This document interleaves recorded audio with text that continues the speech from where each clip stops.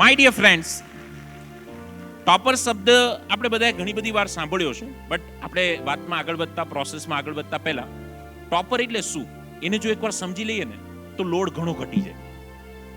ટોપરની વ્યાખ્યા ક્યાંક આપણને ખોટી રીતે સમજાવાય છે અથવા તો આપણે ખોટી રીતે સમજી ગયા છે.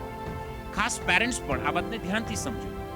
મોટાભાગે આપણા મગજમાં એક માન્યતા ફિટ થઈ ગઈ છે કે ટોપર એટલે શું, 85, 90, 92, 95, 98, 99. અમુક વાલી તો અમારે સુરતમાં 99 ની ટોપર નથી ગણતા.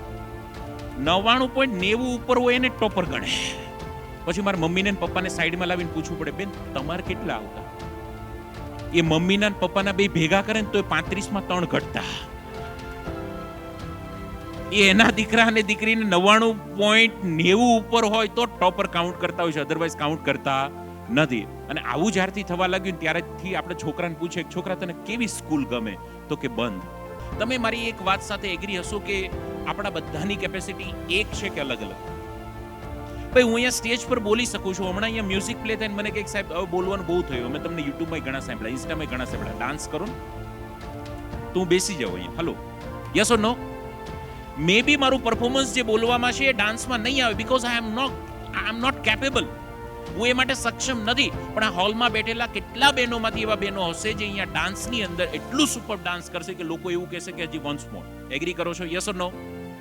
ભાઈ કદાચ એવું બની શકે કે મારું ડ્રોઈંગ એટલું જબરજસ્ત ન હોય, પણ હોલમાં બેઠેલા એવા કેટલા મિત્રો છે કે અહીંયા સામે બેઠેલી ખુરશી પર બેઠેલી વ્યક્તિને A to Z જો એને જોઈએ બેઝિક ટૂલ્સ અને મટીરિયલ તમે આપી દો તો એઝ ઇટ ઇઝ તમને છાપી દેશે. એગ્રી કરો છો? Yes or no? તો what is the right definition of topper? My dear friends, સૌથી પહેલા સમજવાની જરૂર છે ટોપર એટલે શું. હું જ્યાં છું, હલો, હું જ્યાં છું ત્યાંથી 10% આગળ વધુ, ઓછામાં ઓછા, ધેટ્સ કોલ્ડ ટોપર. એટલે કે 55% નો વિદ્યાર્થી, માત્ર 55% નો વિદ્યાર્થી જો 65% સુધી પહોંચે છે, ઓછામાં ઓછો 65 સુધી પહોંચે છે, ધેટ મીન્સ 65 ને સ્કૂલ, કોલેજ, યુનિવર્સિટી, સોસાયટી ભલે ટોપર ન માને, બટ એ ટોપર છે કેમ કે એની કેપેસિટી 55 હતી. એને કેપેસિટીમાં 10 નો જમ્પ કર્યો, જેની કેપેસિટી 92 ની છે અને એ 93% સુધી પહોંચે, એની કરતા 55 વાળો 65 પહોંચે, એની મહેનત વધારે છે. એ એકચ્યુઅલ ટોપર્સ છે યાર. અમારે સૌરાષ્ટ્રમાં એક કહેવત છે, અડધાની મોટર દોઢનું પાણી ન કાઢે. હવે તમે ગમે તેટલા ઉપર ચડી જાઓ, દોઢનો પાઇપ કર દો, કશું મેળ પડે નહીં, એક જ વસ્તુ થાય, મોટર બળી જાય. એમ ઘણાને અડધાની મોટર છે પણ વાલીએ દોઢનું પાણી કાઢવું છે, એટલે એની મોટર બળવાની આવી ઘણી બળેલી મોટરને રિપેર અમે કરી છે.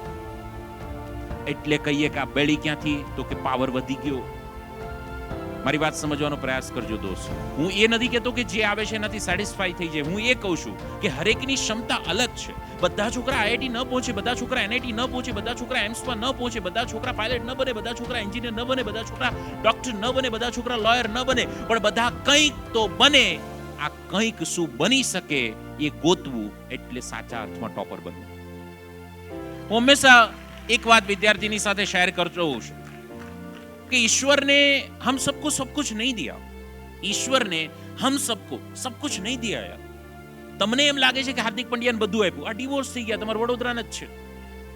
સમજો, તમને એવું છે કે હાર્દિક પંડ્યા પાસે બધું છે, પણ પંડ્યાને પૂછો, ખબર પડે કે કેટલું દુખી છે. મારી વાત સમજવાનો પ્રયાસ કરજો.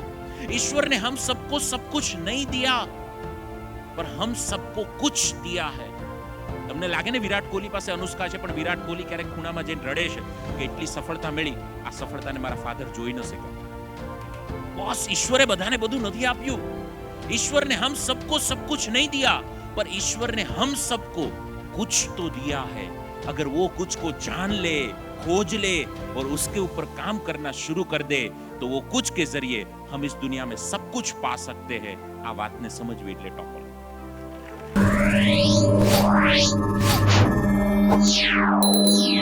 Yeah.